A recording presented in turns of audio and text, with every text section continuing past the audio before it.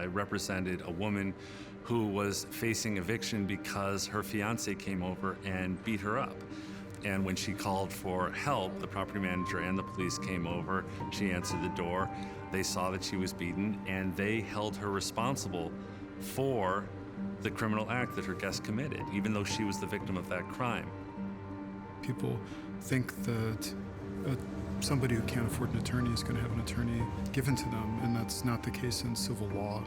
So tenants who are at risk of losing their home and being put out in the street with very little notice or process do not have the right to an attorney.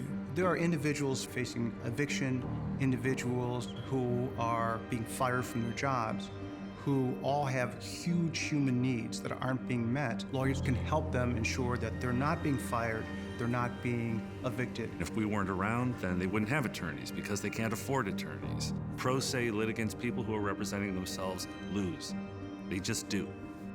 There aren't that many of us, and there are tens of thousands of low-income tenants who need our help.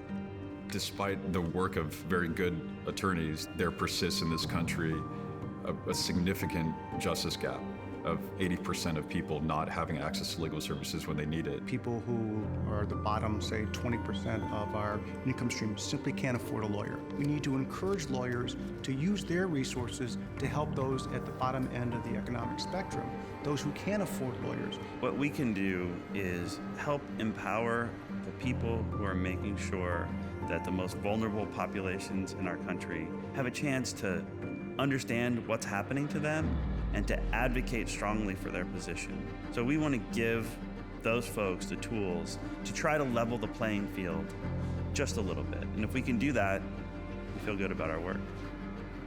Legal aid attorneys are some of the best attorneys I've ever seen in my life, and I'm so proud to work side by side with them. Our justice system doesn't work if it doesn't work for everyone.